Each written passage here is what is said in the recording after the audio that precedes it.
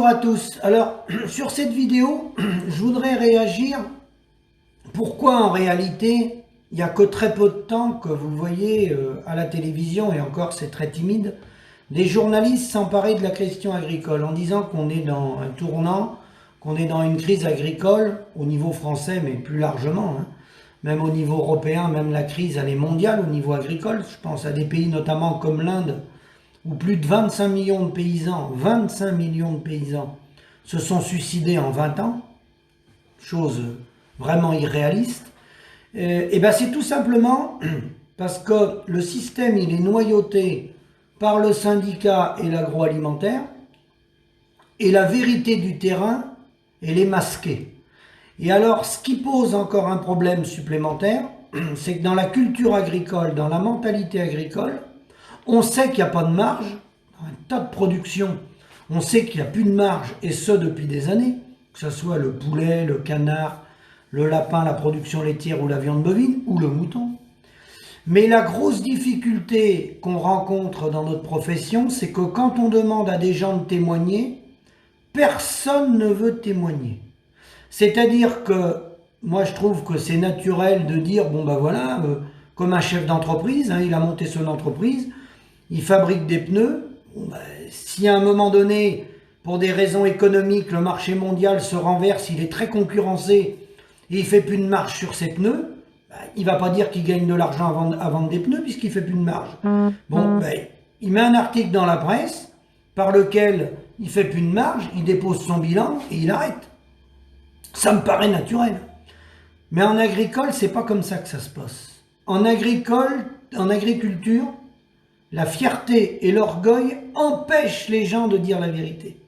Alors les référents, ceux qui parlent au nom du syndicat, eux, il n'y a pas de danger, qui donnent les éléments, parce qu'eux, ils ne vivent plus de leur exploitation, ceux qui sont au national, de par les mandats qu'ils ont. Donc eux, c'est déjà des privilégiés. Donc eux, il n'y a pas de danger qu'ils disent la vérité, parce qu'ils ne sont pas concernés, ils ne sont pas sur la réalité du terrain.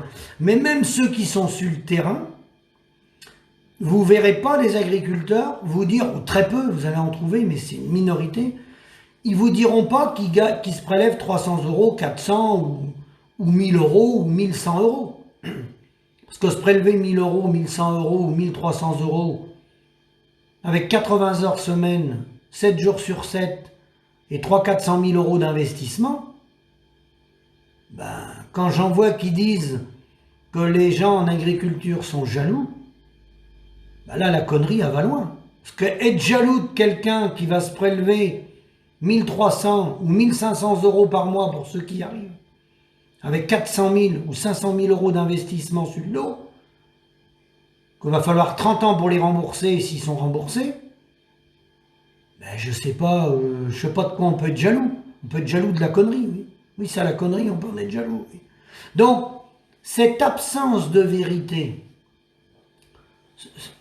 c'est une catastrophe. Parce que le fait de nier la vérité, le fait de ne pas vouloir reconnaître la situation en disant, bon ben voilà, il y a eu des bonnes années après-guerre, enfin, bon, il y a des gens qui ont élevé des familles avec des petites exploitations, non pas que les gens étaient riches, mais ils ne faisaient pas de dette. Ils arrivaient à rembourser, acheter leur ferme et la rembourser. Mais de voir aujourd'hui la situation agricole telle qu'elle est, et que les gens refusent de reconnaître la situation telle qu'elle est, ben moi je trouve ça grave, parce que déjà ça entraîne les jeunes dans des fausses informations, ça incite des jeunes à s'installer. Certains utilisent ça pour refiler la patate chaude, ils vendent leur corps d'exploitation le plus cher possible alors qu'il n'y a pas de rentabilité. C'est pour ça que j'insiste dans des vidéos en disant aux jeunes, demandez les comptabilités du Sénat, et pas les 2 dernières, hein, sur une longue période. Parce que mentir aux gens, c'est grave. Demain, c'est des catastrophes humaines, on doit dire les choses. Les choses, elles sont comme elles sont. C'est un métier, certes, qui est loin d'être des plus rentables. C'est une passion. C'est un beau métier, on vit dans la nature, pour la plupart. C'est un très beau métier, mais qui ne rémunère pas les êtres humains. C'est une réalité. Ça rémunère les gens qui sont autour de nous, ça, il n'y a pas de souci, mais ça ne rémunère pas le producteur. En moyenne, hein, je parle toujours en moyenne, hein, parce qu'il y a toujours des exceptions. Bon.